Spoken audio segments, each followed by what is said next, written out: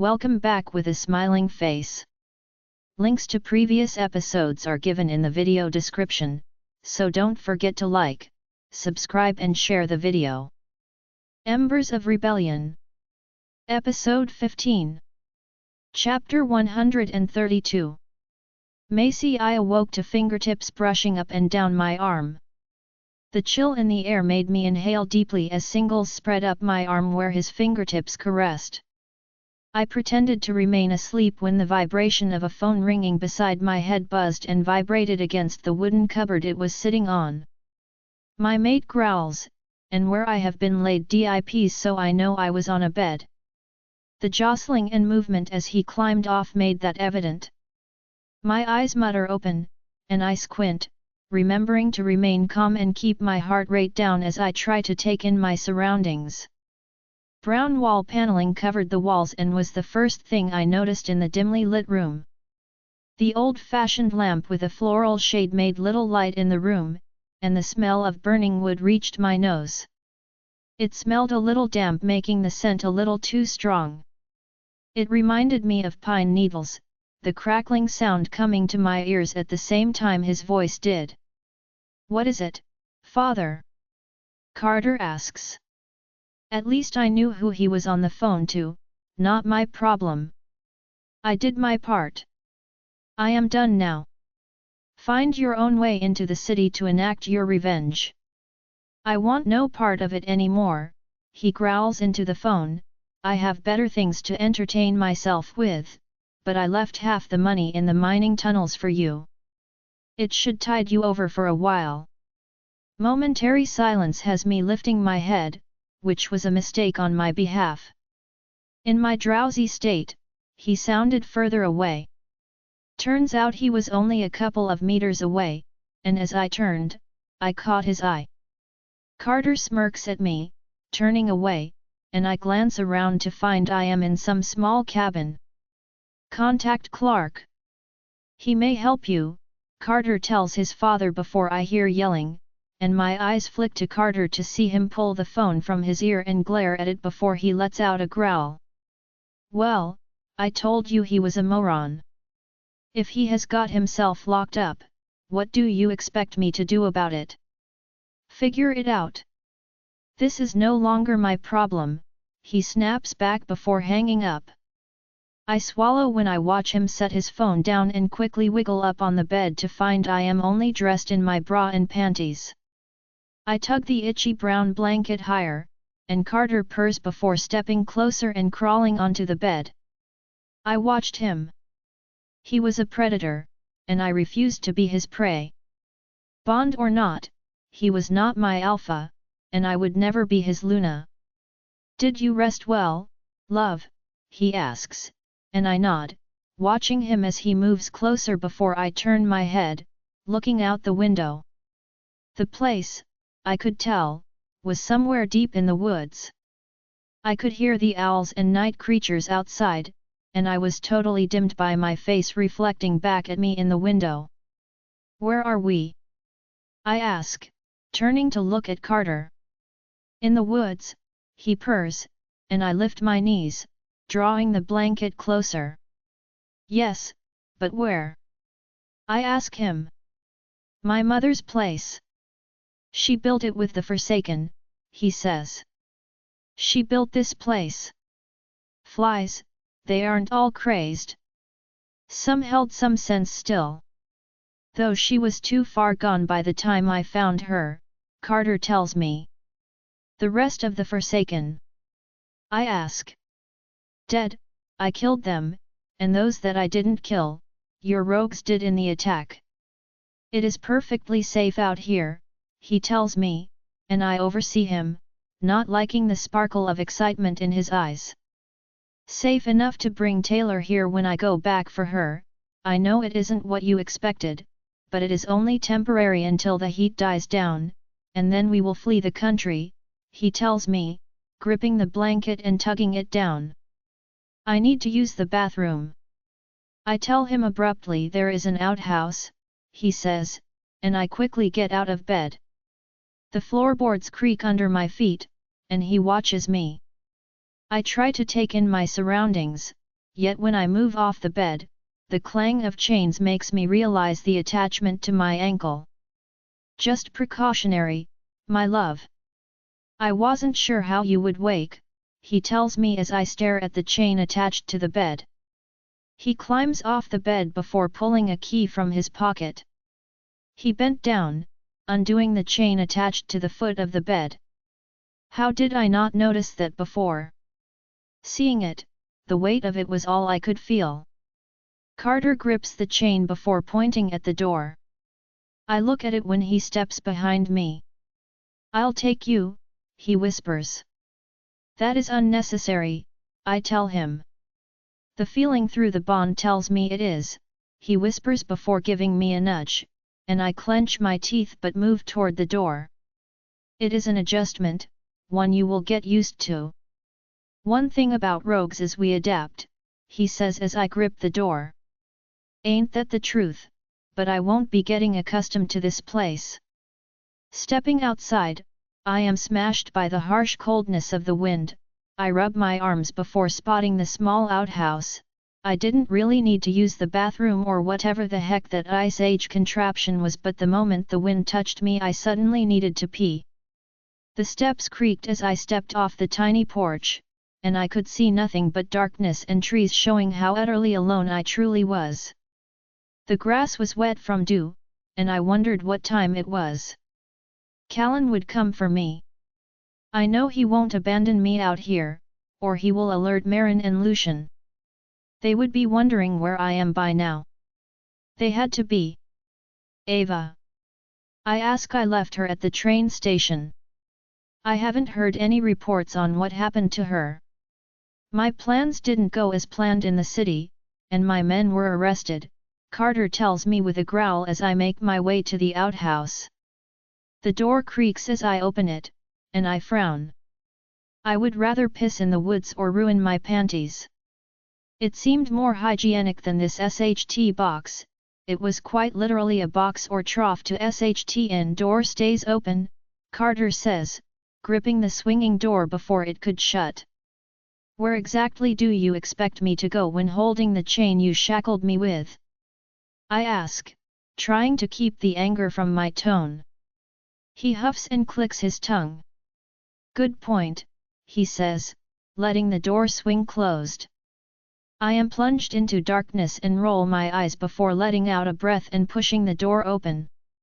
I sure as SHT didn't want to fall into the thing, and there was no light. Carter gives me a crooked smile. There is no light, I tell him, and he holds the door open.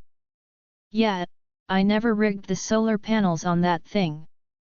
I hardly stayed out here long enough to warrant using in, he tells me when I notice the solar panels on the cabin. We appeared to be on some big mountain, yet I could see nothing in the darkness, and the wind up here whistled and howled between the trees. Don't fall in. The only bath you'll find here is the stream, he laughs, and I look down at the makeshift toilet. Can you at least turn away? I ask him, and he does, keeping one hand on the door, the chain held in the other. I squat over the thing and quickly pee, not wanting to touch it if I developed tinea or gave me tetanus. Are you done? He asks when I pull my panties up. Or do you want to suss out the woods a little so you know you can't escape? I'll take your word for it, I tell him as I step out, letting the door swing shut.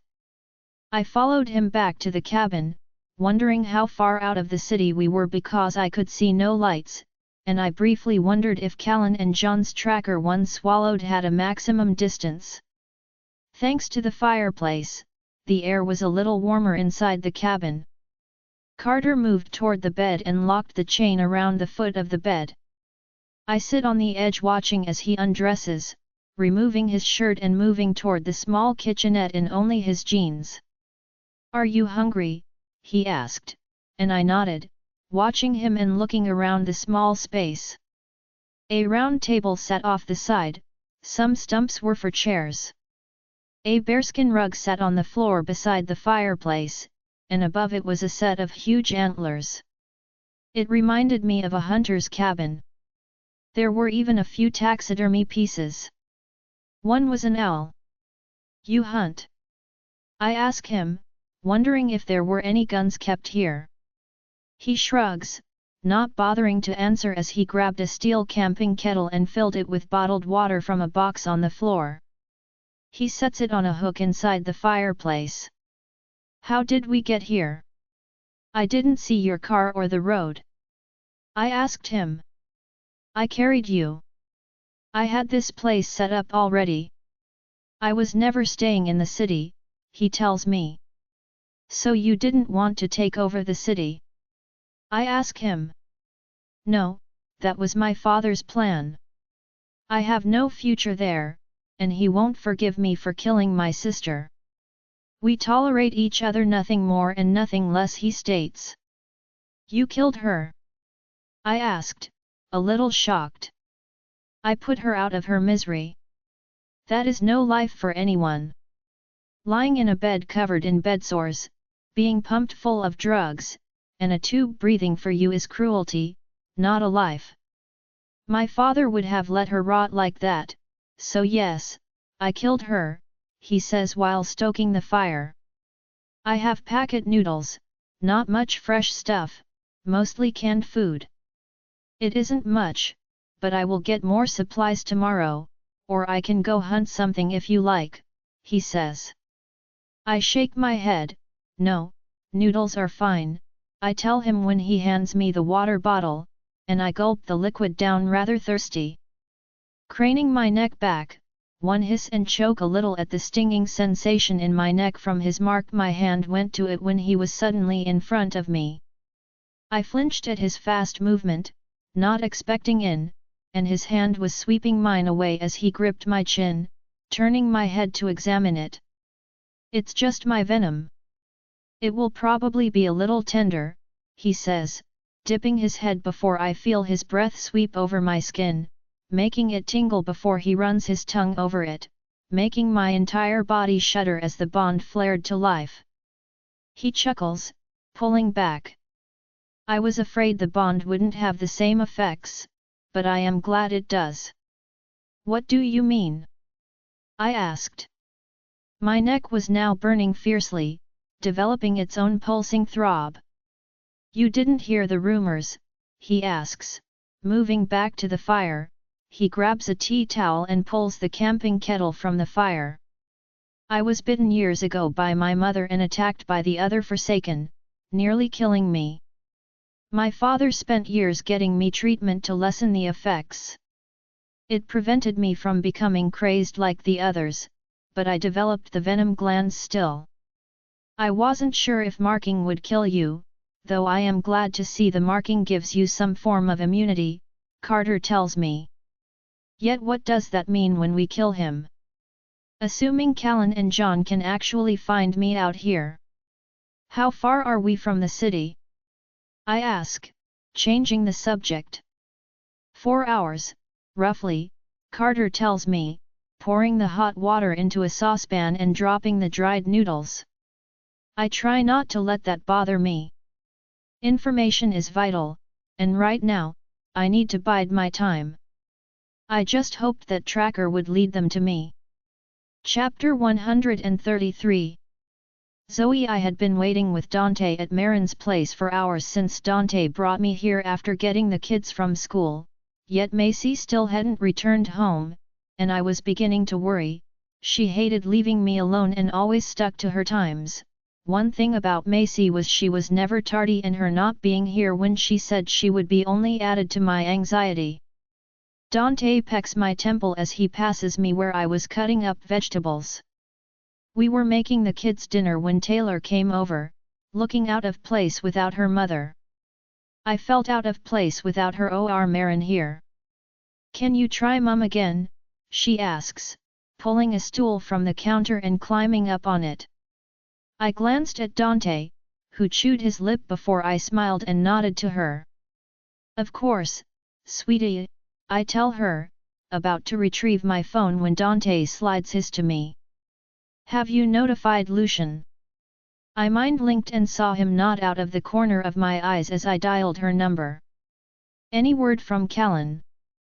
I asked him via the mind link, making sure Taylor didn't overhear our conversation. The worry on her face told me she knew something was amiss. Her mother would rarely leave her unless she was with us, but she had said nothing of the sort to Taylor or any of us that she would be running late, and her phone goes straight to voicemail, which I know she would have had on a full charge. She might have got caught up with work, I tell Taylor, trying to reassure her. Taylor nods sadly, returning to Valerian and Casey, drawing happily at the table and discussing potential baby names. Marin and Lucian were still in the hospital, and I know Lucian rang earlier to say he would collect Valerian after dinner to bring him to meet his sisters and mother. Yet Lucian said his father was unreachable too, and none of us had heard from John either, making me believe they couldn't be in the city or they would be able to be reached via mind link, but all we got was radio silence when we tried their pack tethers, so they were too far to be reached. Opening the mind link, I tug on Lucian's. "How is Eve?" I ask him. "Good. She is trying to feed. One baby has a tongue tie," he tells me. "Any news from your father?" I ask him. "No, something is going on, and I can't reach John either, but he seems close. I can feel his tether. It came back about 20 minutes ago, Marin, can't contact him?" "No, and I am not adding extra stress to her by asking her. I know if she finds out, she will go looking for Macy, and Doc said she can't shift for at least a week." "Okay," well, my words cut off when I hear Valerian shriek. "Pop, Pop," he calls, rushing toward the hall when I get a whiff of John's scent. "Hang on. John is here. I will speak to you in a second," I tell Lucian. "Thank God. Ask him where my father is," Lucian says quickly. "Yep, will do," I tell him before cutting the link. I move around the counter toward the hall when Valerian suddenly backs up, his head turns to me, and a frightened expression moves across his face, and I freeze in my tracks when I see John carrying Ava through the doors. "Ava!" I gasp, rushing over to help him, and I start ripping toys and the kid's blanket from the couch so he can set her down. Dante raced through, and I was too shocked to get my bearings, yet the relief I felt upon seeing her nearly made me sob as John set her down before looking at us. Dante races off, returning and bringing back a bottle of water and handing it to Ava. My old pack doctor is on his way to check her over. "Zoe, you need to watch Ava for me," he says, and I look up at him from where I am crouched beside Ava, helping her hold the bottle between her lips, when John turns his attention to Dante. "And you are coming with me?" Dante stared at him when I saw his eyes glaze over as John spoke to him through the mind link. Ignoring them, I trusted Dante to keep me in the loop. Advanced me, and I had to calm the kids down. "Auntie Ava!" Valerian whispers and crushes her in a hug. "I'm all right. I got lost," she tells him, not realizing the kids knew or had some understanding of what had been going on.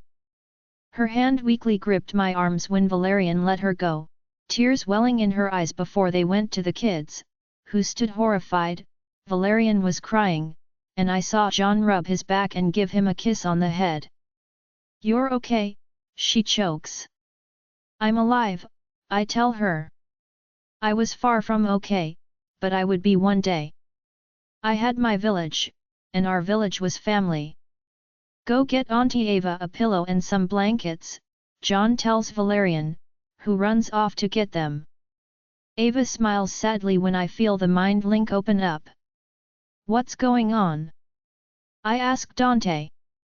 "I need to help John and Callan," he says, and I watch as John and Dante leave the room and head up the hall. "Where are you going?" I ask him. "To find Macy," Dante tells me, and I gasp, looking at Taylor over my shoulder. "What do you mean?" I ask him, but he doesn't reply, and I stand up when he comes back out, pulling on a jacket and his boots. "Where is Macy, Dante?" I growl through the mind link, and he lifts his head, looking at me. I go to open my mouth and demand, he tells me when Dante points to Taylor behind me, and I close my mouth while trying not to panic and scare her daughter. "Dante?" I ask him and his eyes glaze over. Dante didn't answer right away, and the silence made the skin on the back of my neck prickle, and my entire body broke out in goosebumps as every fiber of my being told me something was seriously wrong. "Carter has her," Dante tells me, and I feel my legs wobble as I try to make sense of his words. Tears pricked my eyes, and Dante came over and kissed my cheek. "Why would Carter have her?" "I'll bring her home," he whispers, and I nod my head before watching John come out in a change of clothes. He stops at the hall. "Dante?" John calls. "Yep," Dante says before Casey rushes over to him with her arms up. He bends down, scooping her up. "Where are you going, Dad?" "Can I come?" she asks. "Not this time."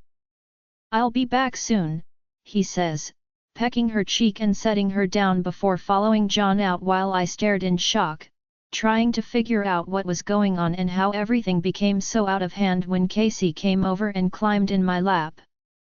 "Where is he going, Mum?" Casey asks me. "To work, he'll be back soon," Ava tells her while worry gnawed at me. Chapter 134. "John, where are we going?" Dante asks me, and I glance over at him as I pull out of the garage and onto the street.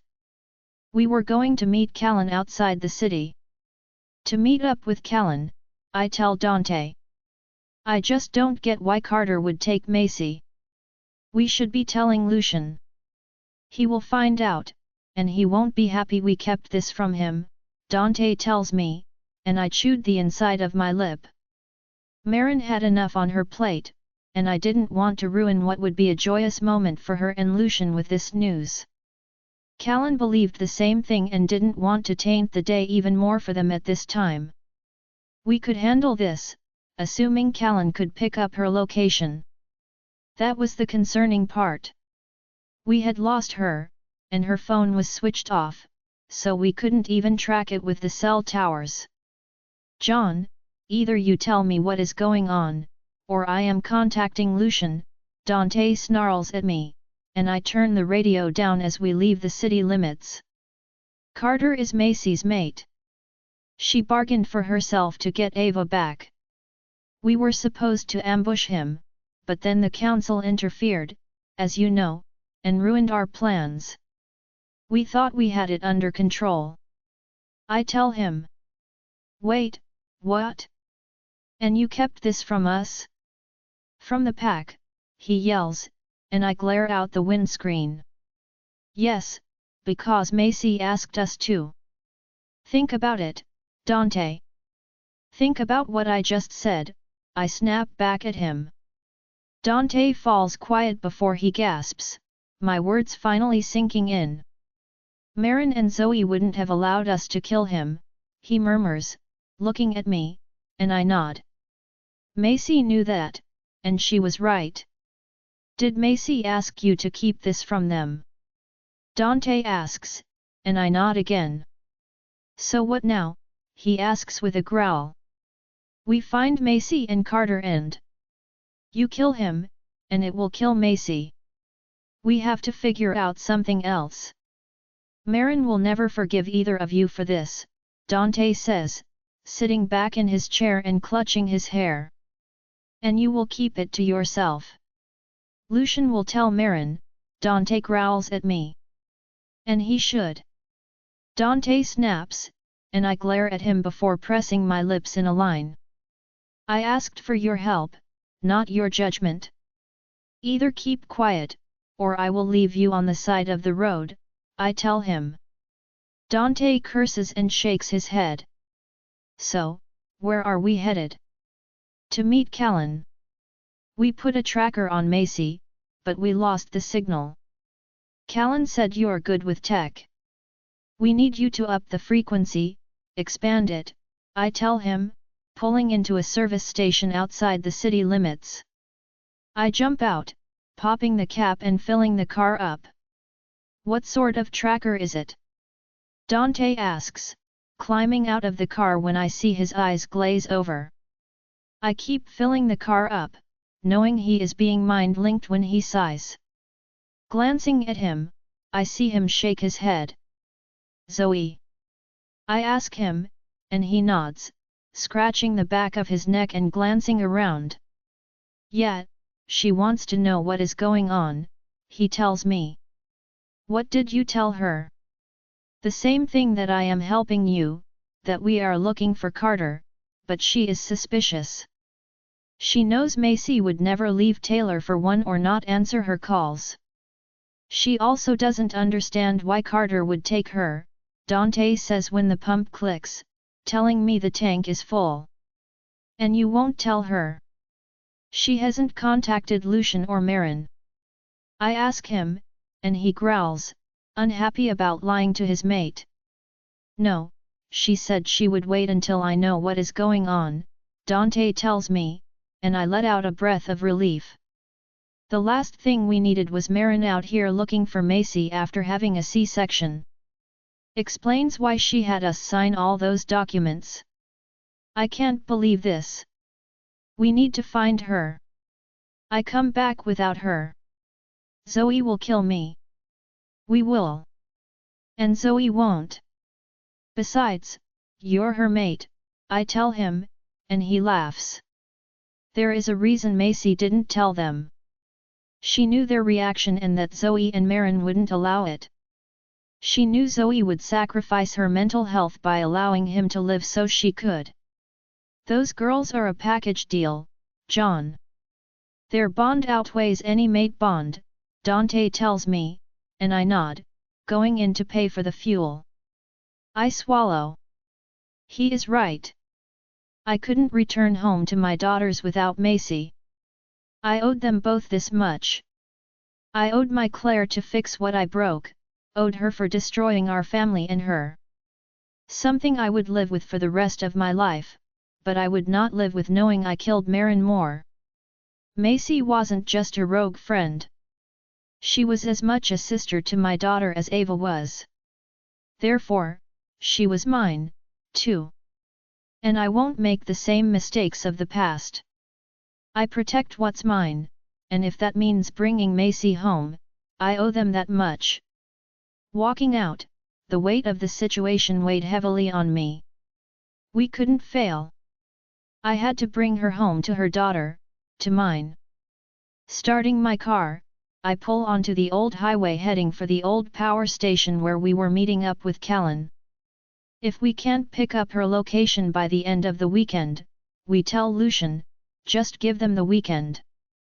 They don't need this stress right now. No, you have 24 hours, or I am going to Lucian with this. I can hold Zoe off for a day, but she will go to Marin. Dante says, and I take a breath before nodding. Callan would be angry, but it looked like we had no choice. We needed to find Macy and were required to bring her home. Macy didn't have to fight for me and save me in the Forsaken attack, yet she did. I owe her my life, and I will lay it down for her if needed, just like I would give my last breath if it meant bringing my Claire back.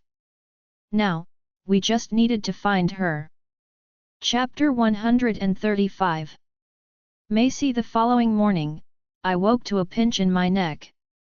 I had hardly slept all night as I fought the urge, but my attempts to stay awake were unsuccessful, exhaustion eventually taking me. "SHH, my love, it is just a sedative," Carter murmured as he pulled the syringe from my neck. My fingertips touched the spot. He had handcuffed me to him during the night. I had tried to shift out of my restraints, yet he pounced on me before I even made it a step from the bed. Which earned me the handcuffs for my efforts. He had also drugged me when he wrestled me back into the restraints. I had cursed myself all night. I should have held out longer and earned his trust. All night I had stared at the ceiling, completely paralyzed. Panic coursed through me as he stabbed me again, this time. It's just a precaution. This won't paralyze you completely. It just stops you from shifting mostly and is more of a muscle relaxant. My father's invention, SHTTY man, but a smart one, he says. There was so much I could say about his father's intelligence or lack thereof. Yet I held my tongue. Carter waited for the drug to start taking effect, watching me as he got changed as my limbs became heavy, yet I still had feeling in them. He sets a bucket by the bed and my brows furrow. In case you need to use the bathroom. It should start to wear off just before I get back, he says. I growled at him, disgusted that he would even think I would use it. If that thinks I am using that, he is undoubtedly mistaken. I would rather SHT my pants and watch him clean me with no working water here. Payback for keeping me locked up like a dog. I know it isn't ideal, but just in case. I won't be long. My tongue feels thick in my mouth, so I smile at him, cursing him to the goddess. He leans over the bed as if he sees nothing wrong with the entire scenario and pecks my lips. I hate how the bond reacts to his affections. The goddess really FK'd up when she created us. No matter how vile and despicable our mates were, our bonds flourished and got excited from any form of attention. All I know is when I meet her in the afterlife, I have few choice words for her about this absolute mate bond bullshit. One thing I have always been envious about with humans. They seriously have no idea how lucky they are to be able to choose their own destiny and who they allow in it. But no. We shun them and are punished with death unless you're an alpha and pack tethered. What a crock that is. You really FK'd that up, moon goddess. Shouldn't the goddess be a feminist? She is a woman, after all. I won't be long. There is a town about an hour away, so try to rest because tonight we complete the mate bond, he tells me, brushing his knuckles down my cheek. I turn my head away from him, and he growls. We will complete the mate bond, Macy. I would prefer if you willingly accept that, but if not, I will make you submit, he says, and I turn back to look at him. He growls at me, forcing his aura out to show he is perfectly capable of what he threatened. Choose wisely, Macy. Sometimes it is better to give in, he says before walking out. Yep, well, he just solidified it now. If I can't find a way out of these restraints, I am shitting myself. Let's see how willing he is then. Whatever he gave me worked pretty quickly. I found lifting my head difficult, yet I could move, so that was something as I rolled off the bed and hit the floor with a hard thump and gr0aned. The floor was harder than it looked, or maybe it was because I felt like dead weight. Yet once on the ground, I tried to sit up, managing to prop myself up against the bedside table. Man, I felt so heavy, and my body tingled like it had pins and needles. I glanced around the room, yet even I knew it was pointless. There was nothing here that would break the thick chain, and then what? Should I try to roll my way out of here or army crawl? I would be lucky to make it off the porch. I stare at the plastic bucket before growling and smacking it with my hand. The bucket skidded across the floor by the fire, which took way too much effort for such a small movement. Minutes passed as I looked around the room before resting my head back on the bedside table, the angle making me stare off at the ceiling and fireplace. My mind wanders to Taylor, wondering what she is doing. Gosh, I missed her. Asked what she had for breakfast, wondering whether it was Marin or Zoe who tucked her in last night and kissed her forehead. Time slipped by as I stared at the roof when my eyes moved to the huge antlers above the fireplace. I wondered what they were off and if the poor creature suffered. I was running out of time, and he would be back soon, and I was no closer to escaping, and I had no idea Callan and John were looking for me. The girls would be questioning my absence. They know I would never leave Taylor. I just need to hold out a little longer, I thought to myself when Carter's words came back to me about having to mate with him. My entire body shuddered with revulsion. A tear slipped down my cheek. I wanted to go home, back to my daughter, and back to my boyfriend who thinks I don't want him because he had a bad leg. Fool of a man, what use is his leg to me? I didn't care for his leg, only his Shtheart. Yet, for some reason, my eyes kept going back to those hideous antlers. I blink, my senses coming to me after my little pity party. Chewing my lip, I wondered how much time I wasted being a soak. How much longer did I have left? I wasn't sure, but I had to try. So, I pulled myself to my feet with every bit of strength. My legs were feeling a little better though the pins and needles made each step agony, my muscles locking up, not wanting to cooperate. I staggered to the fireplace, gripping the mantel to hold myself up. I reach one arm up and tug on the antlers, trying to unhook the thing from the wall. When I managed it, I wasn't expecting the weight, and it crashed to the ground with a loud bang. I collapsed to the ground, the exertion far too much. Yet now I got it down. How will I get it back up there? I was getting more movement, but nowhere near fast enough. Shaking my head, I decided to figure out that later. For now, I needed to break a piece off. This place had no knives, not even a spoon. It was terrible eating noodles with my fingers last night. Gritting my teeth, I used the fireplace to help stand before grabbing one side of the antlers and stomping the end, trying to break one of the spikes off. What felt like forever later, I broke off a chunk about the length of my elbow to the wrist. Now, I glanced up at the tiny hook to get it back up there. He wouldn't notice I broke a piece off if he didn't look too hard at it. Yet getting it back on the hook was another mission that left me staggering back to the bed covered in sweat. I stare at the piece of the antler. It was pretty blunt, so I definitely could brandish it as a weapon in this state. I would never get enough force behind it while sedated. Yet it was something, and something was better than nothing, so I tucked it down between the mattress and the headboard.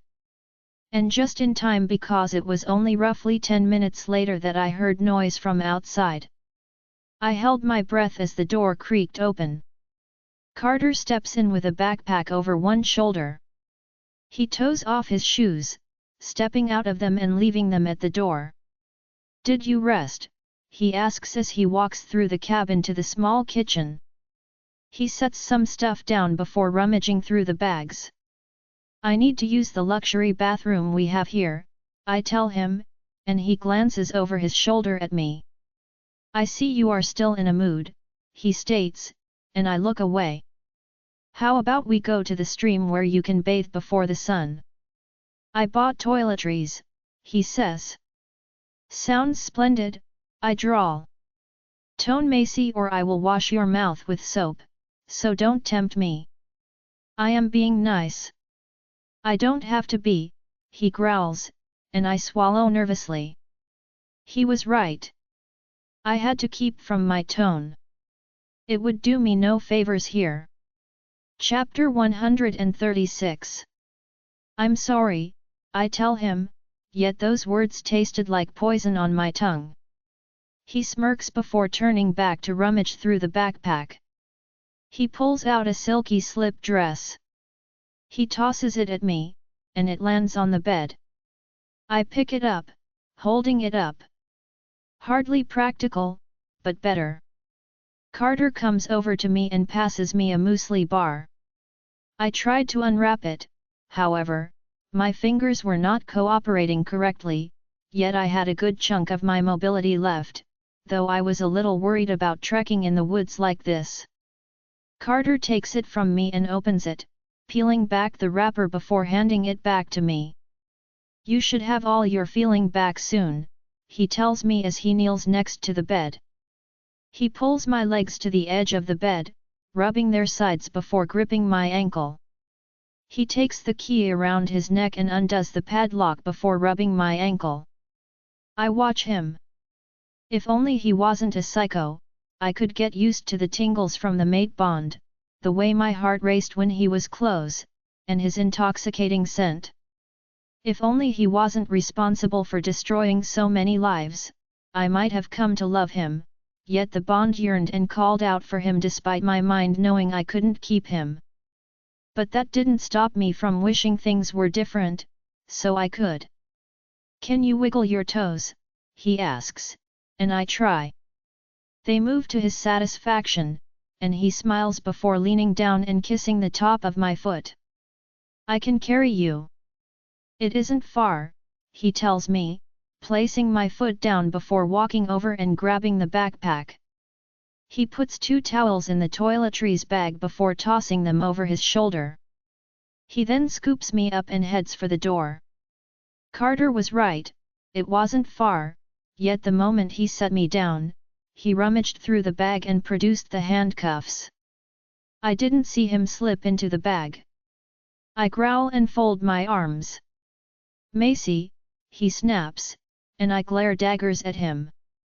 Carter sighs and glances around at the river that flows slowly. "Macy, give me your hand, I won't run."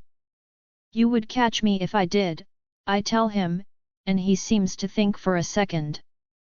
I lean forward to grab the bag at his feet and rummage through it, grabbing a soap bar. "And some shampoo." Carter sighs loudly above me before crouching down next to the bag.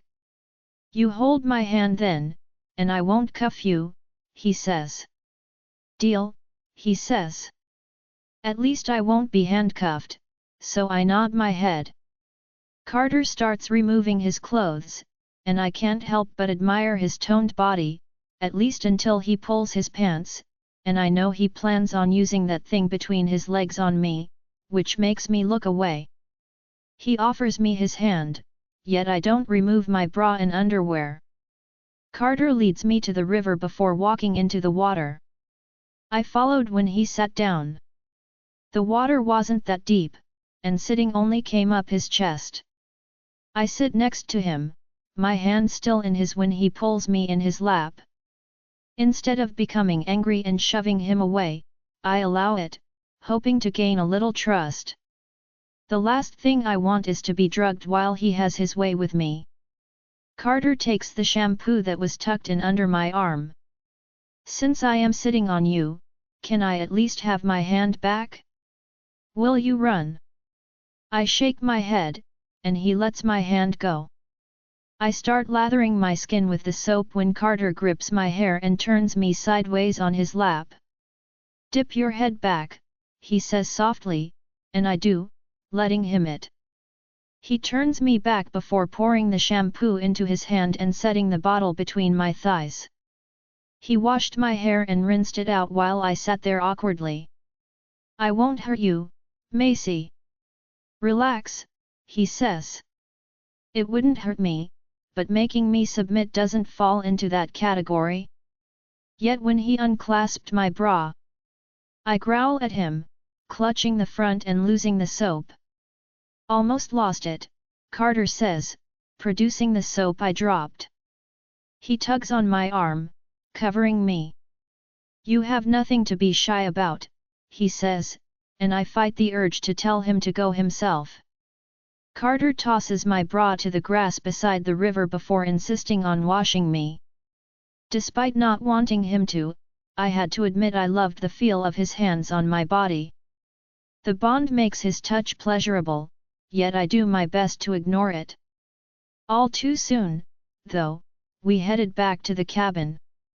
Carter let me walk yet kept a firm grip on my hand as if he thought I would run. Though I knew that would be a stupid thing on my part. "I have a surprise for you," he says, tucking me under his arm as we climb the last incline to the cabin. The sun was going down now, and I looked above all the trees. No one would hear me scream, no one would know I was out here if he killed me, and no place to run to, and I wasn't even sure where I was. Carter leads me back inside before chaining me back to the bed. I move to the front of the fireplace, trying to warm up. The temperature had significantly dropped, and this thin night dress was hardly warm. Carter, noticing me shivering, grabs the blanket from the bed, draping it over me before going to the kitchen. He returns with a block of chocolate. I blink at him. Yep, chocolate will take my mind off being kidnapped, held against my will, marked, and all the other SHT he has done. Thanks, I tell him, trying to muster as much excitement as possible. Yet he chuffs before going to cook dinner.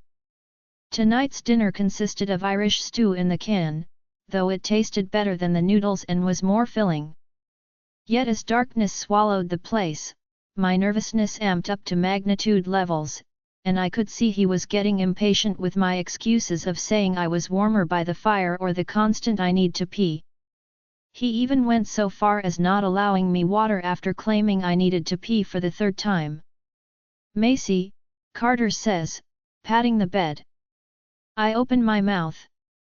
I know you're stalling, and I know you don't need to pee or go for a walk, and it isn't cold in here. He pats the bed, and I look back at the fire, earning a growl from him.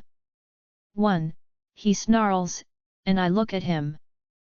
My patience is running very thin, Macy, he growls, and I feel his aura slip out. The hair on my body stood on end, yet I wasn't completely defenseless against it now he had marked me. Nevertheless, it still hurts. 2. He growls, forcing the crushing pain down on me. I grit my teeth, trying to feel my non-existent aura to push back against him, when he pummels me with his aura, making me scream and double over. Sweat coats my skin, and I glare at him. Your choice, Macy, get here or find out what happens next, but it won't be pleasant. You will submit it to me. You have been rogue for too long and are no match for me yet, he snaps, and his eyes flicker to the monster that lives inside him. Carter growls and goes to get up when I raise my hand. Fine, fine, I tell him, and he drops his aura while I catch my breath. Yet I climbed to my feet, walking over to the bed. He watched me as if he was getting ready to strike the moment I made a wrong move. He reaches over and rips me onto the bed when I am close enough. See, wasn't so hard, he purrs before kissing me. His kiss and touch were gentle, yet my skin crawled, and he growled. I could feel his frustration through the bond. Why are you being difficult? We are mates, Macy. It is inevitable, he purrs. I know you hate me, but we can get past that, he says. I can't have kids, I blurted. I don't know why I blurted it, maybe hoping he would run like every other man, yet all he does is look down at me. I'm aware, and I don't care. You are my mate, you don't care that I can't give you an heir? I asked, a little shocked. No. And we will have Taylor once my father finds a way back into the city to retrieve her for us, he says, dipping his head down to capture my lips. Yet his words made me have to fight to block the bond. All I could think was his father was going to take my daughter. Over my dead body, he would touch my daughter. Not realizing I had shut down at his words, Carter continued tasting my skin while all I did was stare. My mind was all over the place. Until I felt him slide the dress over my hips, snapping me out of my troubled thoughts. I grip his hands, and he growls, but I push on his shoulder. He looks at my hand on his shoulder, and I take a breath and push him to roll onto his back. He reluctantly does, though it was clear, he didn't trust me. He leans against the headboard. "What are you playing at?" he asked, and I figured he would find my abrupt change of mind suspicious. "You're right. It is inevitable. But that doesn't mean it has to be unpleasant, right?" I ask before climbing between his legs. He watches me. Chapter 137. Lucian. I had Zoe drop Valerian to the hospital. I smile when I see her car pull into the parking lot. While she parks the car, I make my way over to her before opening the back door. Unclipping his seatbelt, he hops out of the car excitedly, wanting to see his sisters. He brought the plus highs he helped pick out with him. Yet as I glanced in the car, Taylor and Casey were both in their car seats, which I thought was a little odd. It was pretty late at night. "Where are Dante and Macy? Also, have you heard from my father?" I ask Zoe, who chews her lip nervously. Zoe glances in the back at the girls before climbing out of the car and ushering me to the rear of the vehicle. Valerian climbs up onto the hood of the car and waits for me while clutching the blue and green plus highs. Zoe glances at him as if to make sure he is out of earshot. "John returned home with Ava," Zoe whispers, and I blink at her dumbfounded because nobody told me Ava was found or handed back. Why had no one told me?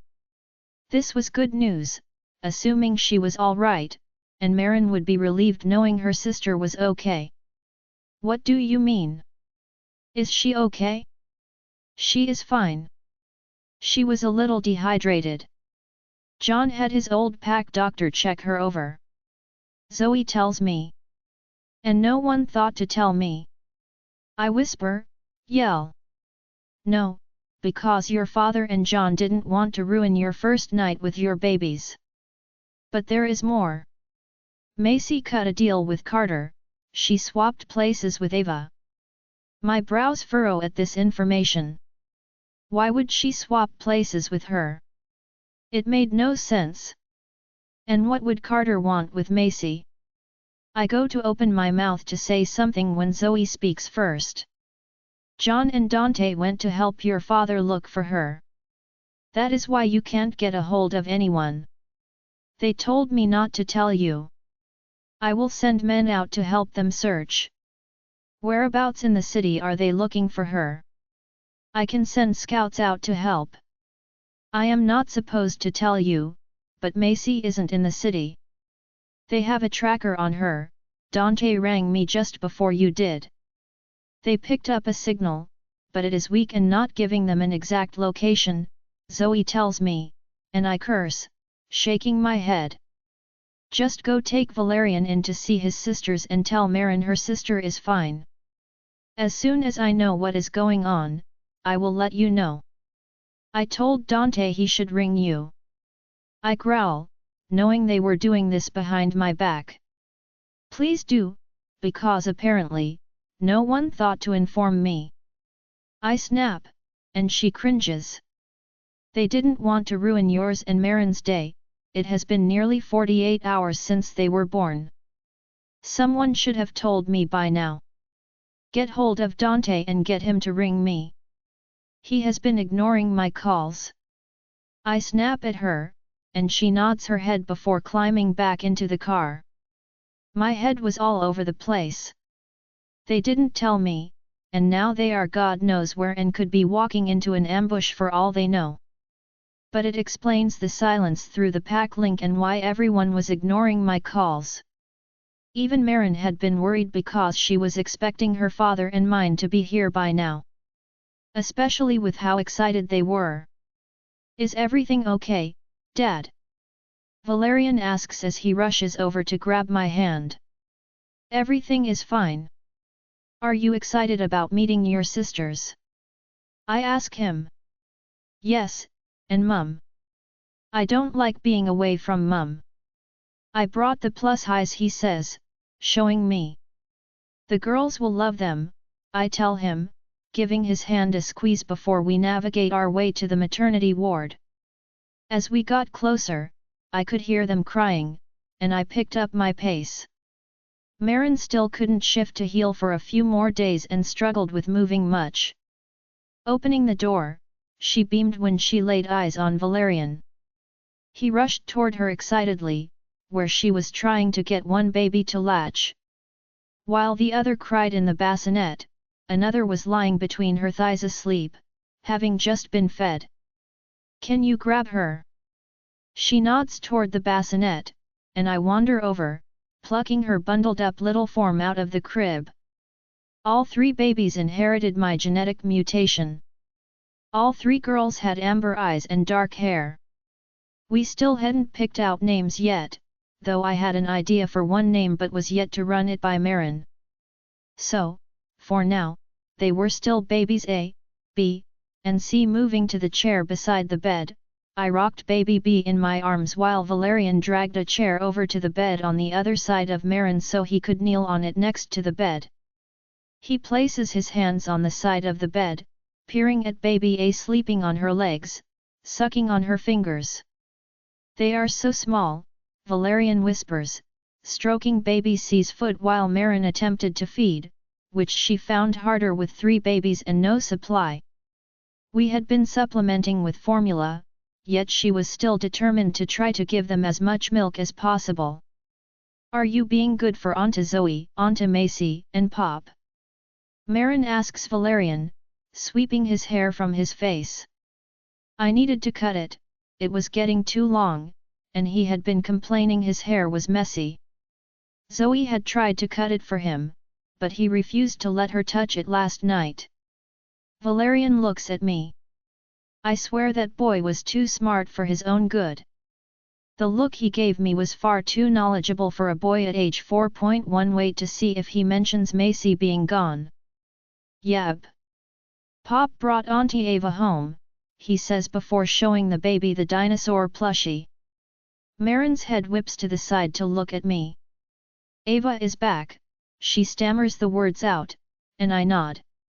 "Carter gave her back. But we will talk later when Valerian isn't listening," I tell her. Her eyes well with tears, and she swallows but nods her head, turning her attention back to Valerian and the girls. "Can I hold one?" Valerian asks excitedly, reaching for the baby on her legs. Wait, you need to be careful."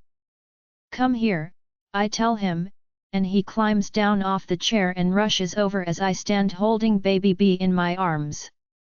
"Sit in the chair, and I will help you hold her," I tell him. Valerian does, holding his arms out. I hold her, placing her in his arms but keeping a firm grip under her bundled head in case he drops his arms. Valerian looks down at her in awe and sniffs her little head. "She smells like Mum," he says before kissing her little head. The baby squirms in my hands and opens her eyes, and Valerian gasps. "She has our eyes, Dad," he squeals, inspecting them before smiling brightly. "They all do," I tell him, leaning closer to kiss his head. Valerian plays with her tiny fingers before he leans down, kissing her nose. I kneel, my back hurting from the hard blue hospital chairs while holding her while Valerian coos and makes babbling noises when my phone starts to ring in my pocket. The vibration makes me stand, and Valerian pouts when I take his sister away, setting her in the bassinet. "Go sit with Mum, I will be back in a minute," I tell him, and he does while I pull my phone from my pocket. Marin shuffles over carefully, and he climbs up next to her with my help. Once I see all the kids and my mate are secure, I walk out of the room because it was Dante calling me when I saw the screen. Shutting the door behind me, I quickly answer it. "Forget to tell me something." I snapped at him. I know. You can kill me later. "We need your help," Dante says, and I growl at him through the phone. "Did you find her?" "We think so. We have an approximate area. But the search area is too big. We need men out there. And we are in the Forsaken territory.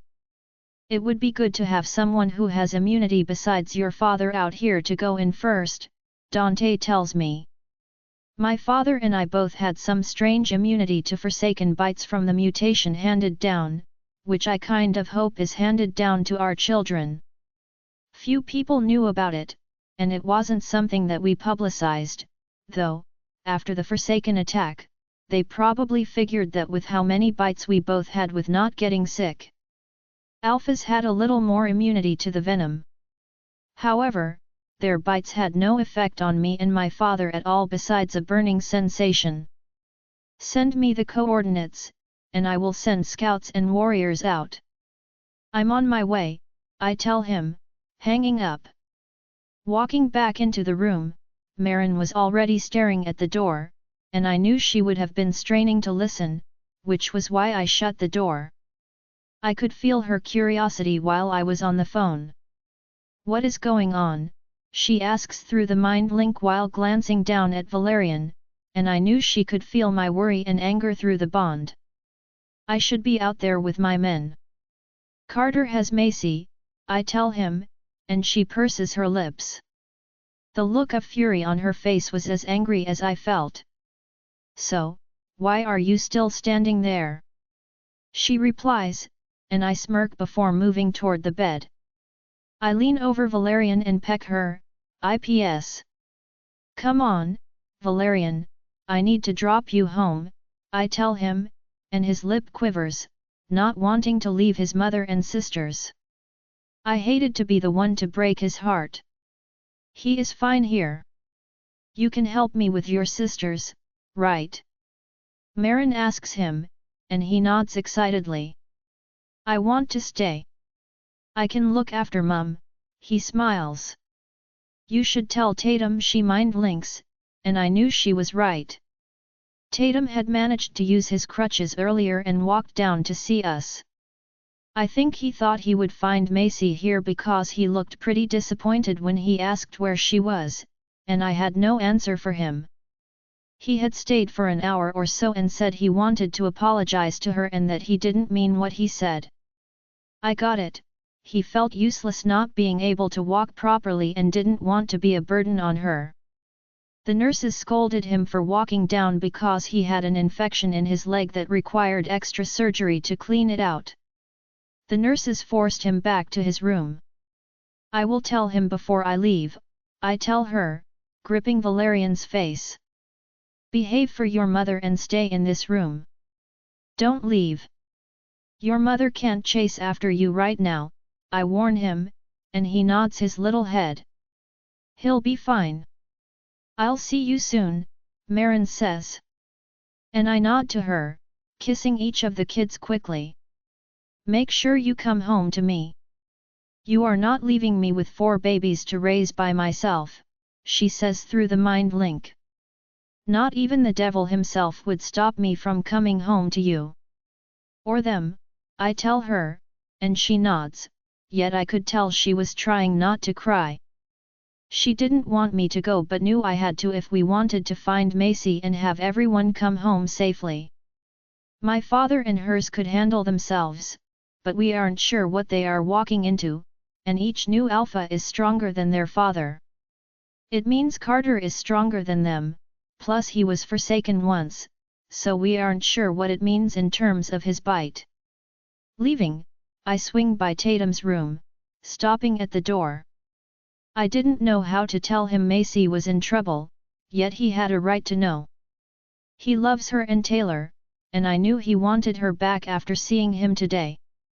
Swallowing guiltily, I pushed the door open to find a nurse in there checking his vitals while another was redressing his leg. He looks up at me. The room smelled sterile, and I could smell antiseptic strongly in here. One nurse smiles, leaving while the other was redressing the wounds. Tatum looks over at me. Late night visit, Alpha, he states, and I nod. The nurse checks his dressings before nodding. I'll come back and finish up, she tells him, and he nods his head at her. I wait for her to leave, and Tatum pulls himself up higher on the bed. Everything all right? He asks. I sigh and shake my head, moving closer to the bed. It's Macy, I tell him, and he instantly perks up at her name. Is she here? Did she bring Taylor? He asks. Carter has her, Tatum. His eyes widen, and he instantly tosses the blanket back. I grip his shoulder. Marin wanted me to tell you, I am going after her. But you are in no state to travel, I tell him, trying to shove him. If it were Marin, would you be sitting around? He growls at me, and I press my lips in a line. The doctor has told you, you can't shift, FK the doctors, he growls, standing, and I grip his arm. I'm coming, Lucian. That's my girl and my daughter's mother. You don't get to tell me something like this and expect me to sit around and wait for you to return, he snaps, and I curse. Fine, but we are leaving now, and you are to hang back when we get there, I tell him, and he nods, though I had a feeling him hanging back with patrols wasn't happening. Let's go, he growls, shaking my arm off and moving toward the door. When we step out, the nurse's eyes widen. Tatum, you should leave him, I tell her, and she backs up as he moves past her, ignoring the worried look of the nurse. Yet nothing no one said was going to stop him from shifting. Not even the risk of losing his leg would prevent him from shifting to get to her if we tried stopping him. Chapter 138. Callan, what did he say? I ask Dante as he hangs up the phone. I start unraveling the new map we bought from the gas station on the hood of the car. He is sending scouts and is on his way, Dante tells me as we look over the maps with only a flashlight for light. We were trying to find some trails. We knew roughly where she was, but the forest was so dense that navigating through unfamiliar terrain even for us could end up with us becoming lost or walking straight past her without seeing her. The signal was only weak and kept blinking out. So while we waited for Lucian to send some men, we searched over different maps trying to find any sort of trail. John was walking along the forest edge, trying to pick up any tracks or scents, so we were at a standstill for now. We needed help. No doubt my son would be furious with us, yet we were hoping to have found and brought her back before he found out. Yet when the hours ticked by and we found nothing and the day came and gone and turned to night, we knew we would have to take his anger and ask for help. Macy's life was the priority, and we didn't want to take unnecessary risks more than we already had, and this area was known as Forsaken Territory, yet we were yet to come across any. What about this track? It leads toward the river. I ask, finding a tourist trail.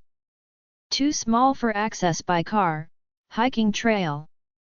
Dante suggests, but it cut off before it got to the river, yet was the only trail we had found.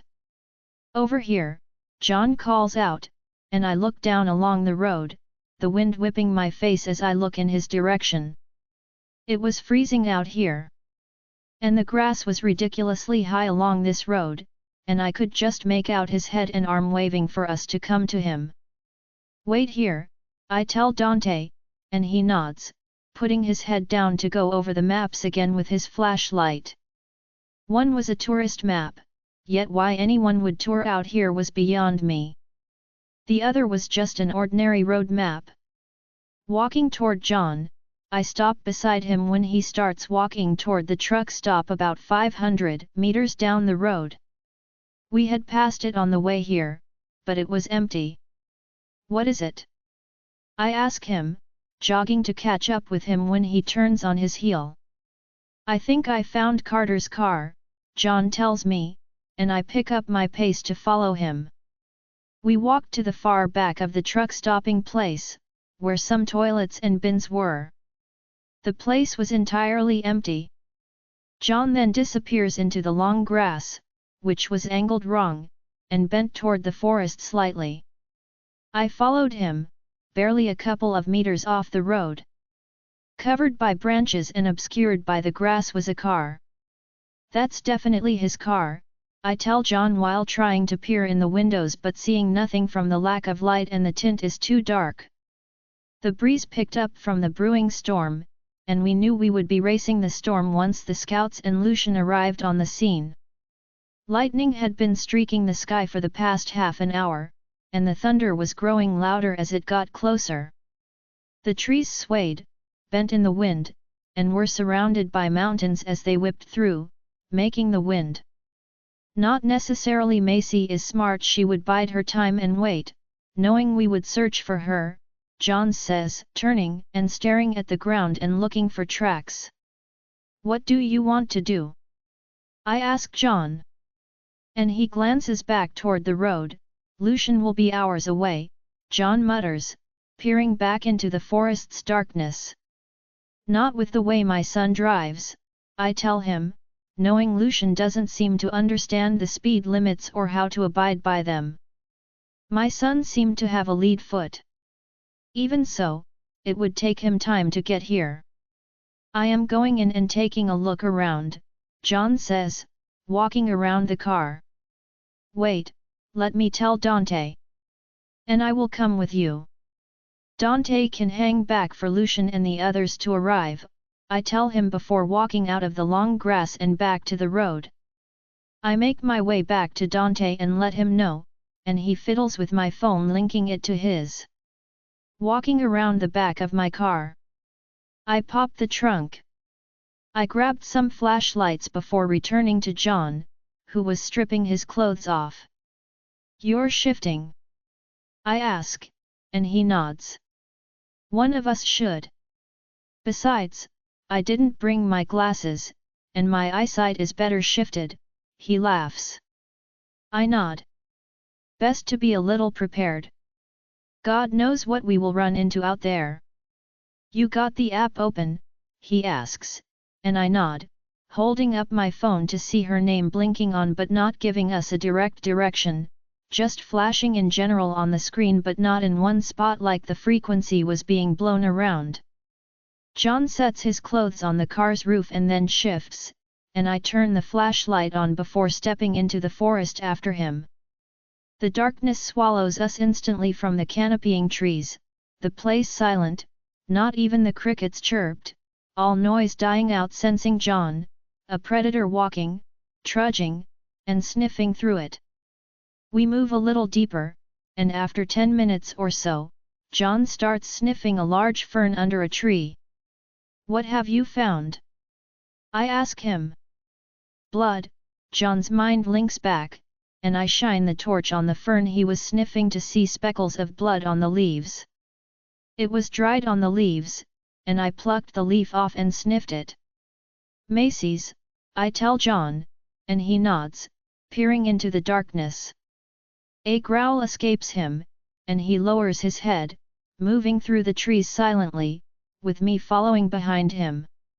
Chapter 139. Macy, you're right. It is inevitable. But that doesn't mean it has to be unpleasant, right? I ask before climbing between his legs. He gr0ans, and I roll my hips against him while he buries his face in my neck and breathes against my skin. My hand leaves his side to beneath the pillow beside me. I couldn't get his heart from this angle, yet still, I wrapped my hand around the piece of antler. I would miss that feeling that only made tears stream down my face as he moved slowly, rocking his hips against me when I gripped his hair.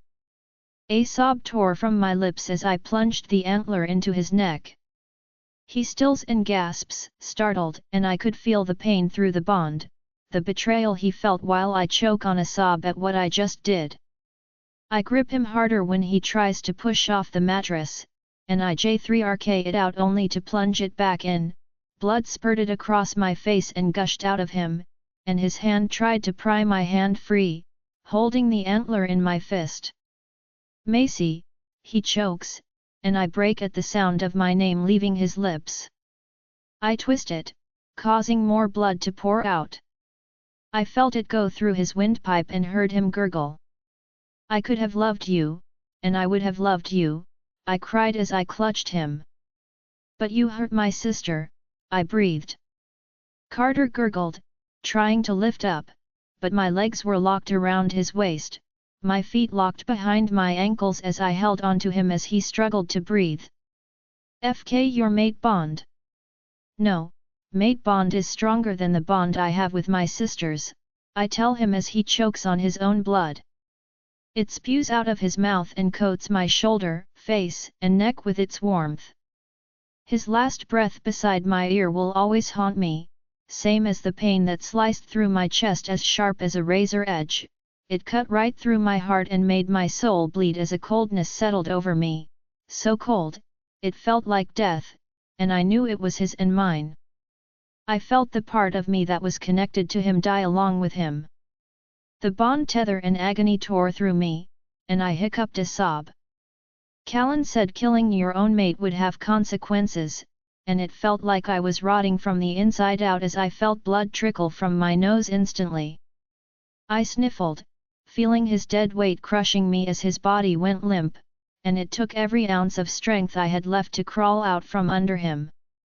I was drenched in his blood, and I looked at his body face down on the bed before my shaky hands tucked the blanket up, as if I could pretend I was tucking him in instead of being unable to look at what I did. Yet as I did, my legs went from under me, and I fell heavily beside the bed. I killed him. I killed my mate, and knowing that only killed me even more. Chapter 140. Lucian. We were on the other side of the mountain from where we were meeting up with my father. We were still about an hour away because the storm was making visibility. Dion and a few other men were traveling in the cars behind us as we tried to get to my father. When the mind link opened up, Dante came through. Stupidly, I opened it, allowing Tatum in on the link, not expecting the news we got. How far away are you? About an hour away still, this storm is terrible, I tell him. My windscreen wipers were going 100 miles an hour, and the road was barely visible, even to my enhanced eyesight. We were going to have a hell of a time finding anything out there if it didn't blow over soon. Your father and John have headed in, Dante tells us. They were supposed to wait for us, I growled, annoyed they would be so reckless and enter forsaken territory without backup. My father at least should know better. I know John isn't in the right headspace at the moment because of Claire, but even he should know better than to be this reckless. Yet, well, your father found Carter's car and apparently some dried blood not far from it and decided he was sick of waiting, Dante says. That was the last contact I had with him via the mind link, but I can feel them through the tether, but it's as if they are both ignoring me now. Pull over, Tatum snarls.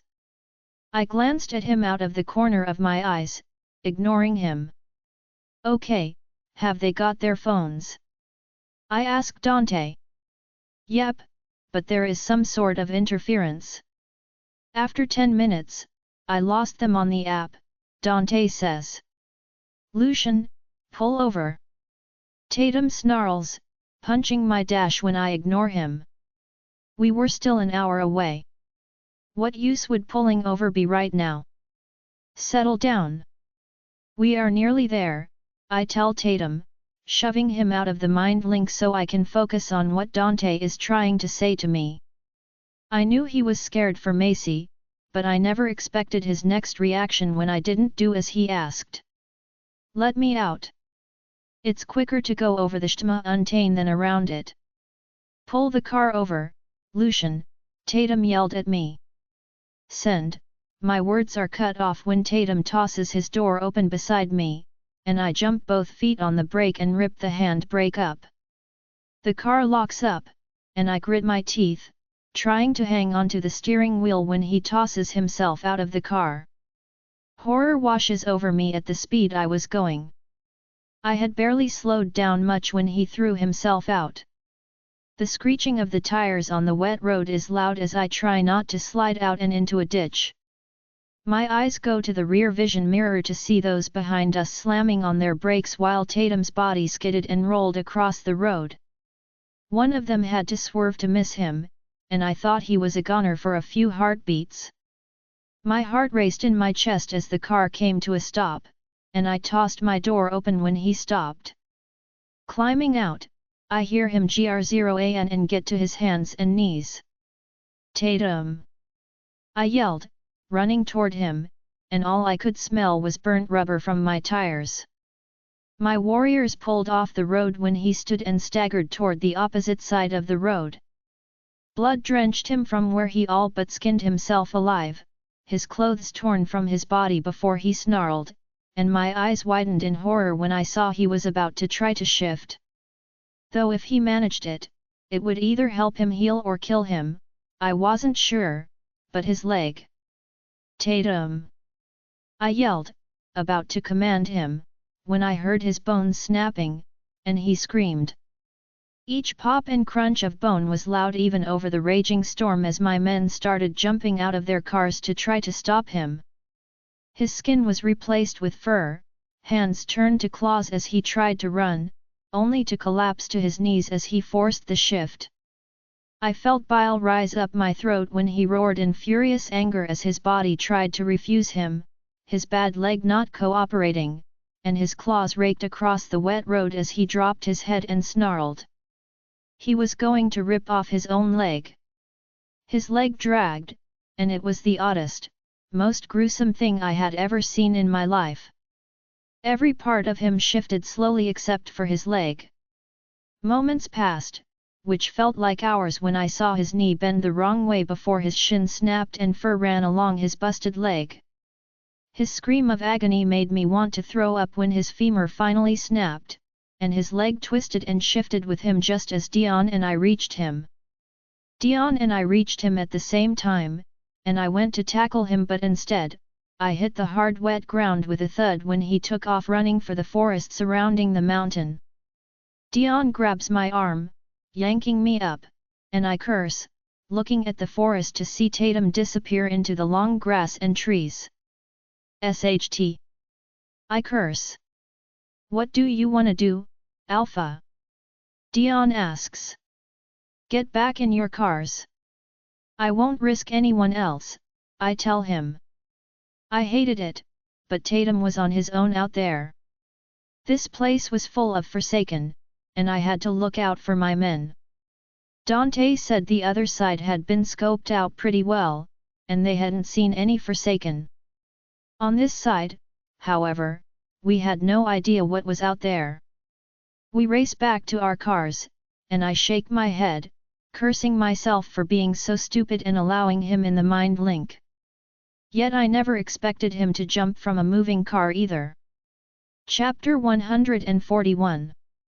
Macy. I stared at Carter's body for God knows how long before I came back to my senses. I glanced around the room, and it suddenly looked a lot different. It was depressing before, but now it was as cold and dead as I felt inside. My nose still hadn't stopped bleeding, and vertigo washed over me as I stood up. I stagger, moving toward the bag Carter had brought back with him. Undoing the zip, I rummaged through it, looking for the key before remembering it was around his neck, and I glanced at his body tucked in bed as if he was sleeping. Hesitantly, I moved toward him before pulling the blanket back. My hand shakes as I reach forward, grab the chain around his neck, and yank it. The gold chain snaps, and I quickly shove the blanket back up to cover him. Tears spill over, and I wipe my eyes, trying to clear them when my vision turns red. I blink, trying to clear them and rub at them furiously, to see my hands come back, making me gape at them. I knew it would be harmful to kill a mate, yet I didn't consider myself dying beside him. I didn't want to die here. I wanted to see my little girl one last time, to at least tell her I love her, to see her face one last time. However, looking at my hands, I didn't want her to remember me this way if this was going to be my future, my very short future. I choke back a sob and undo the chain around my ankle. When a crack of thunder makes the world seem like it's ending as the cabin rattles and the floor shakes with its violent tremor. It was now pouring down with rain, and I knew I would be walking blindly out there, especially since I wasn't sure if I could shift. Something felt like it was rotting me from the inside out. As if my soul was rotting as quickly as my body. I felt sickly, and I knew this was the consequence of killing my mate. Yet I had to try. I may not be able to go home and see Taylor, but I needed to get somewhere my body could be found. I didn't want her growing up, not knowing if I abandoned her or if I was dead. No, I would at least give her a body to bury. Glancing at Carter, so much anger boiled within me. I hate you! I screamed at him before collapsing to the ground. I punched the ground, my fist slamming into the SHTTY wood as I screamed my anguish, frustration, and pain. My knuckles bleed as they split, and I clutch my hair, ripping at it. I wanted to hurt something, anything, myself, for feeling so weak. I hated him, hated him. The man took everything from me. Everything and everyone he touched was destroyed. He destroyed Zoe. He destroyed me. But I hated him most, knowing he had just destroyed my baby because she would have to grow up without the one person who loved her most.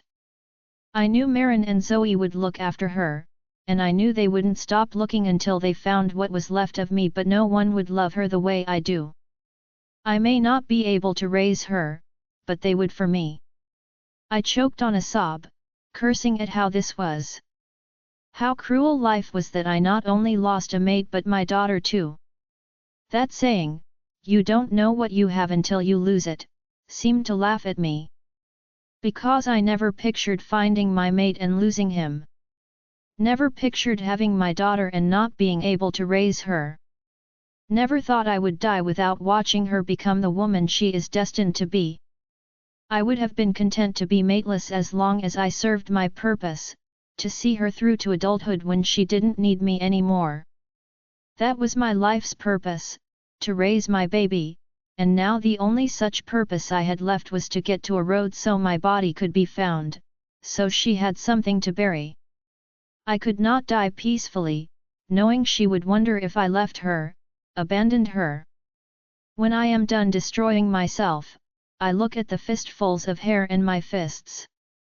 Numbness spreads over me, cold and uncaring, as I inhale a shaky breath. The air thickens with the storm as it pelts the tin roof.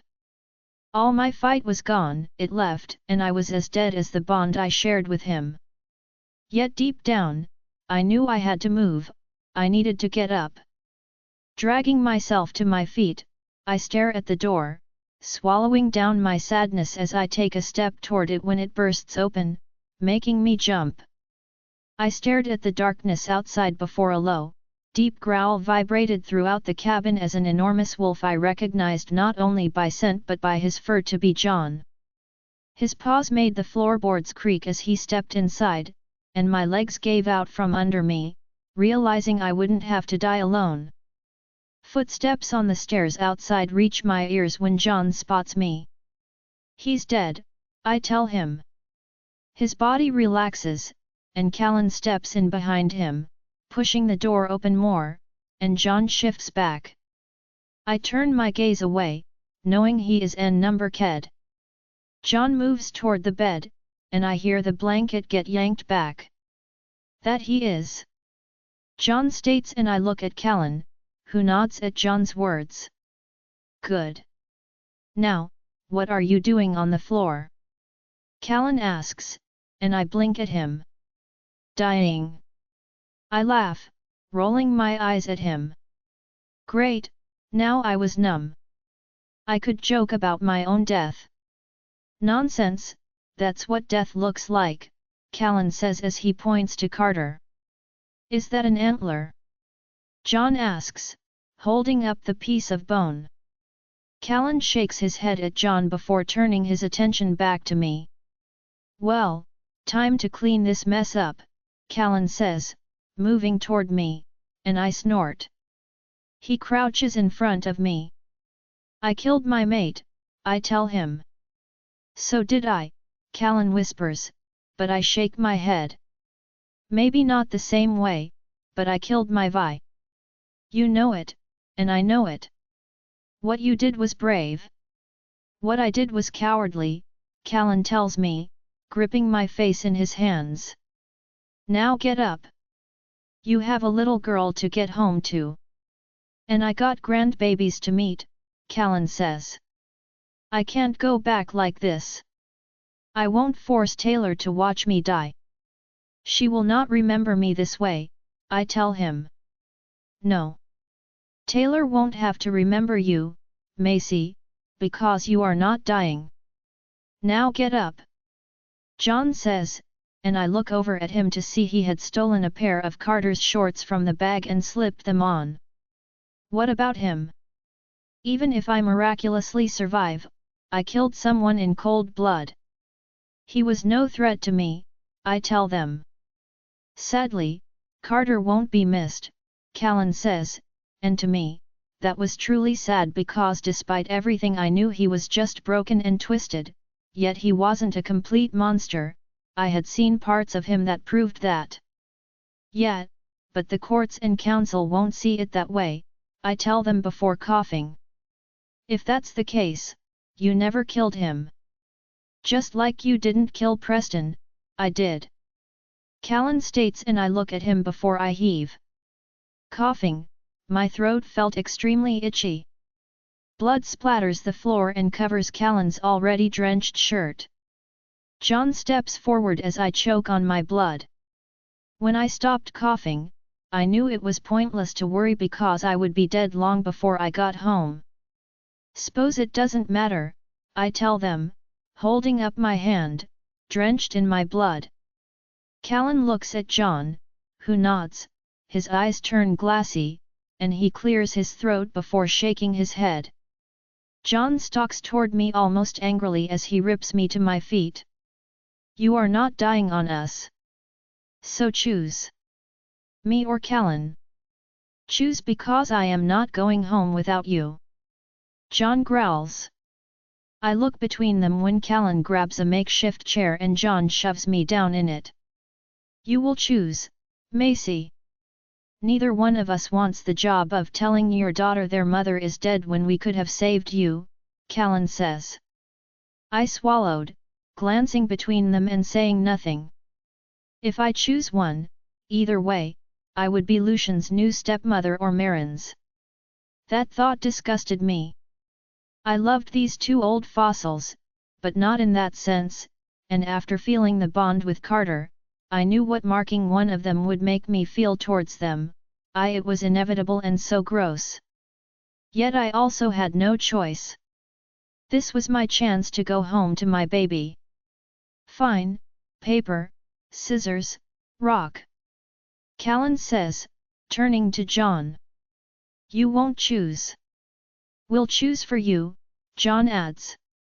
I look at my dead mate on the bed, his body cold, and the two men that were old enough to be my stepfather.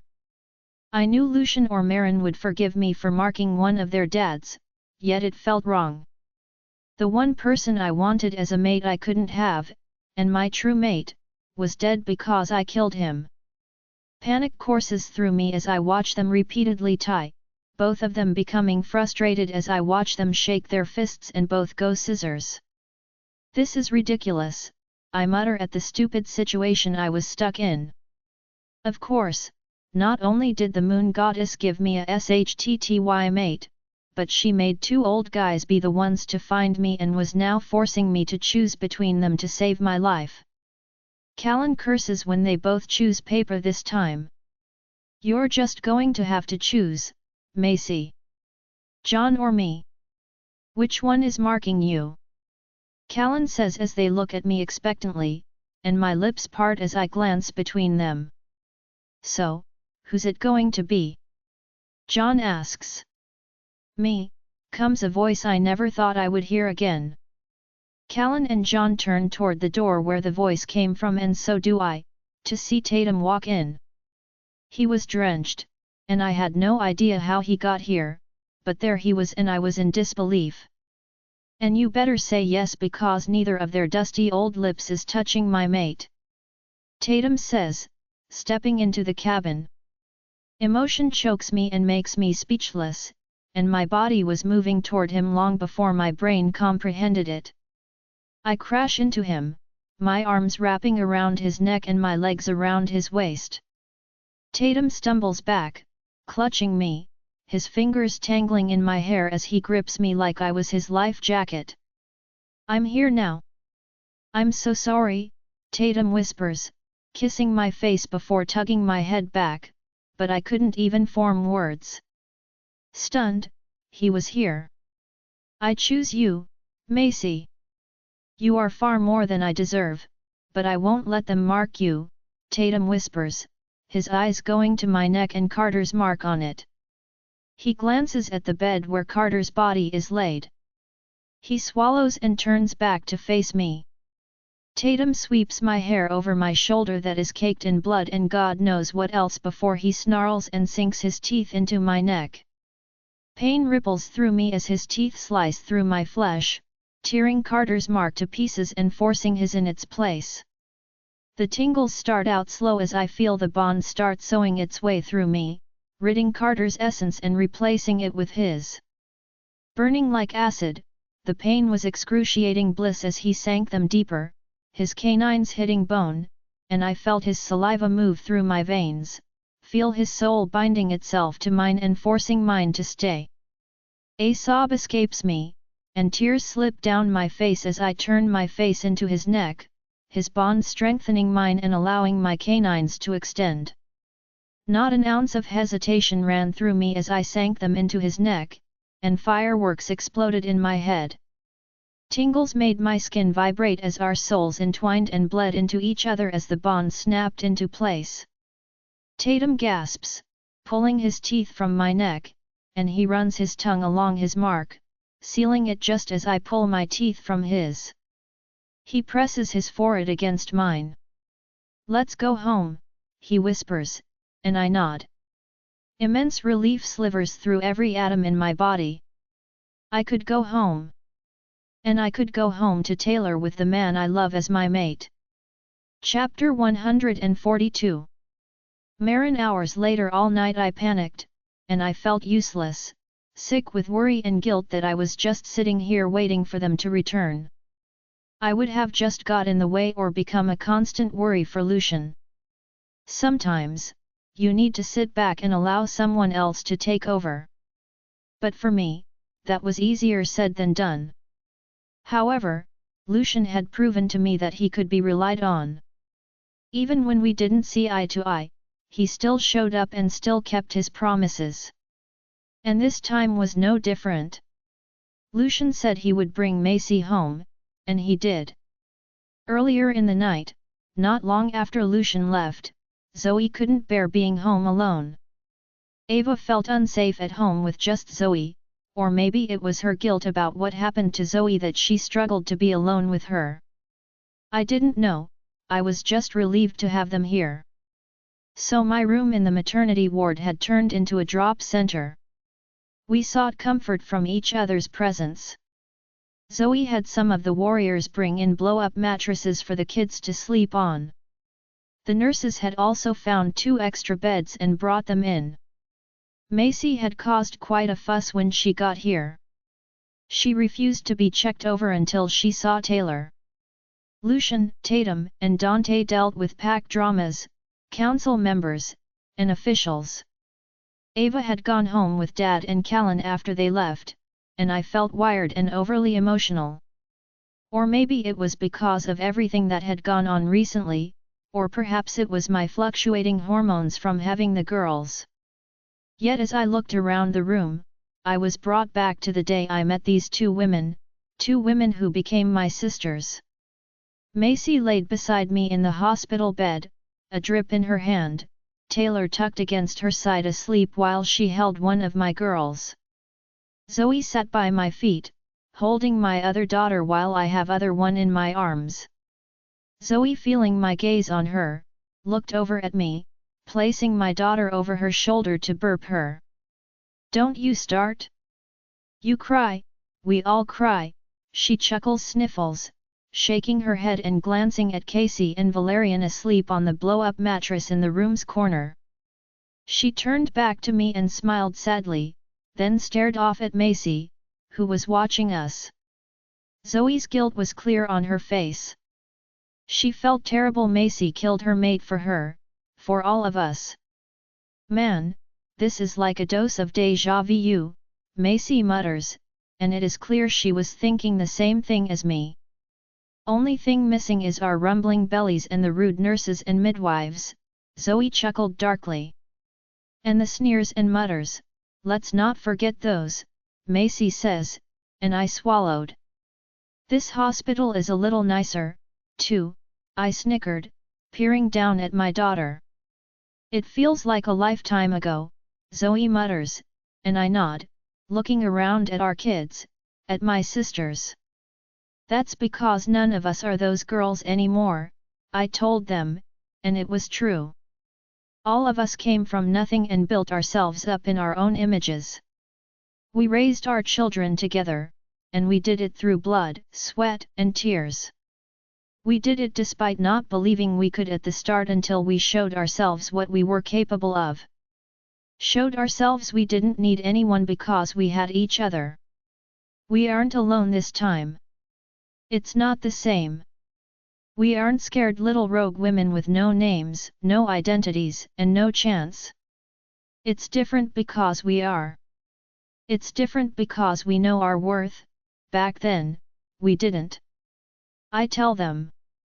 Macy nods, wiping a stray tear that escapes, and Zoe, I see, bites her lip to stop it from trembling.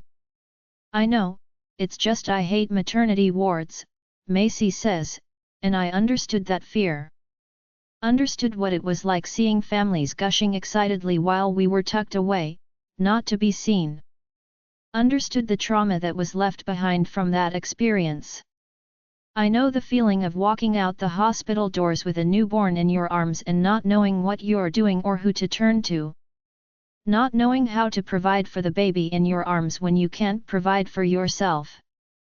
We'll get through this, Zoe says, pursing her lips, a faraway look in her eyes, and I brush her lower back with my feet through the blanket, bringing her back from where her mind took her. We all know that feeling of being so low we thought we would drown in our despair and fear, and it's what brought us together. It's also what drove us to prove everyone wrong. We would be heard, seen, and prove to them and ourselves that we didn't need anyone. And we did just that. So I knew Zoe was right. This was just another obstacle we would get through. Because despite everything going wrong and finding ourselves back where we started, in a sense, it was not the same. We were far from that place and faced new challenges, but now we had the knowledge and drive backing us to overcome them. And most of all, we had each other and the village we built. The village we watched get destroyed and then rebuilt again. Brick by brick, we would rebuild the fractured parts of us. We won't bleed anymore. We'll patch those walls, repaint, readjust, adapt, and rebuild ourselves. We would morph into the next phase of life because life would continue, and we would continue showing it we weren't to be beaten. We would show life that all our flaws and scars, the peeling paint and cracked crumbling pieces, didn't mean we were broken or condemned. No, those broken pieces, once put together again, restored, strengthened us, and just added character. Showed the rough edges, and still, it came together beautifully, just like I know we would again. Only this time, we had our mates behind us to help. We relied only on each other and the routines we had built for so long. We lived and breathed each other. Leaned on each other or ourselves so much that it felt good to let go of some of the weight on our shoulders and breathe without restraint. And by the looks on the girls' faces, as our mates walked in, they felt the same. Gone was the fear of loneliness, burden, and responsibility because we once had others willing to share it. And not out of obligation or expectation, but because they wanted to. Did you sort everything? I asked Lucian as he came over to me. He leans down, kissing my forehead and brushing Bob's cheek. Dante was trying to steal the baby from Zoe's arms while Tatum watched Macy hold baby, resting his head on her shoulder as he sat on her other side. Yes, Lucian whispers. What about Carter? Macy whispers, her glistening eyes flicking to Zoe and then Tatum. He pecks her cheek. I'll help you organize the funeral, Zoe says, and Macy chokes. I'm sorry, I know.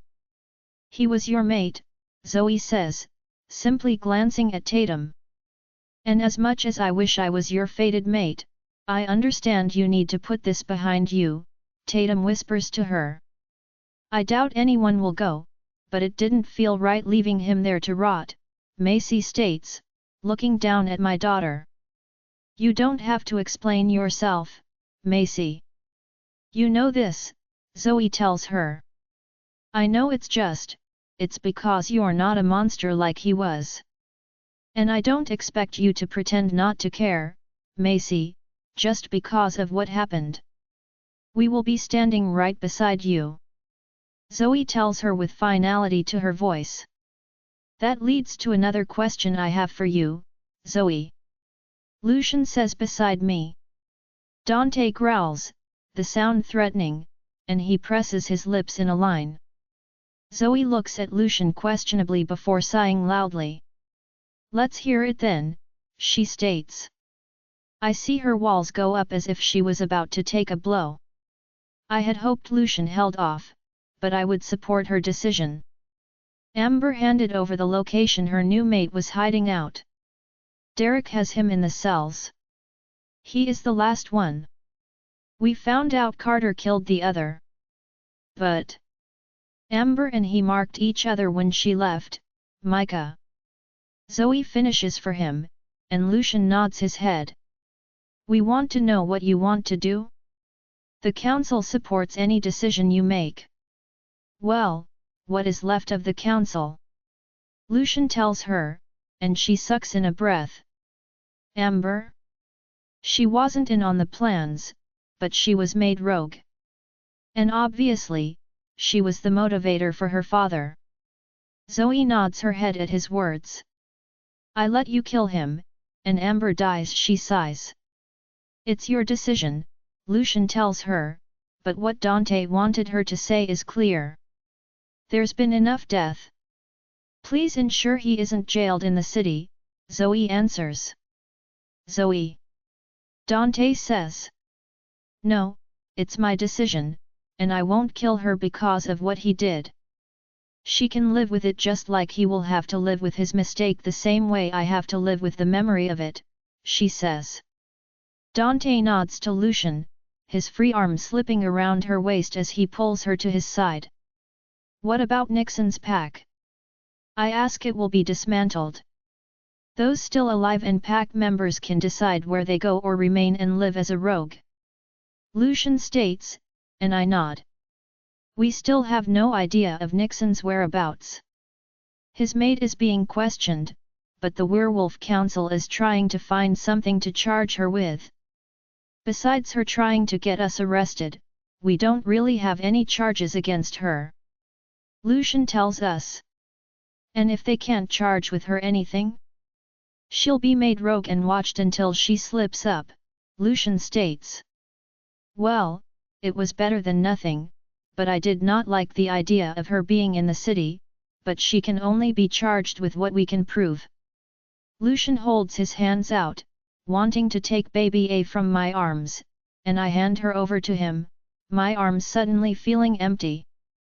She'll need burping, I tell him, and he nods, placing her over his shoulder while I tuck my boob away. Though of any names yet? Macy asks. Yeah, I wanted to ask about that actually, Lucian states, and I was glad he had names because I had nothing, so let's hear them, Macy says. I'm still stuck on one, and if it's okay with you, I was wondering if I could pick the names? You want to name all three? I ask him worriedly. What if he names them something strange, or if all their names start with V? I promise I won't fill out the paperwork until you agree, he states. I chew my lip but sigh. I swear if you name them after a car or something strange that they won't be able to pronounce, I will kick you, and don't name any Marin. I tell him. Promise, but you have to wait until tomorrow. Dion is engraving their bracelets. Wait, you already went ahead. I chuckled. I knew you would say yes. He just waiting for the last name, he shrugs. What if I said no?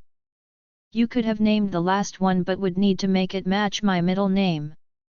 That is what I am having trouble with, a name to go with the middle name. Lucian tells me, and I narrow my eyes at him accusingly. You'll like the names, I promise, he says, smiling slyly. Join our Facebook and WhatsApp group for more updates, link is given in description. Rest audiobook will be continued in next episode.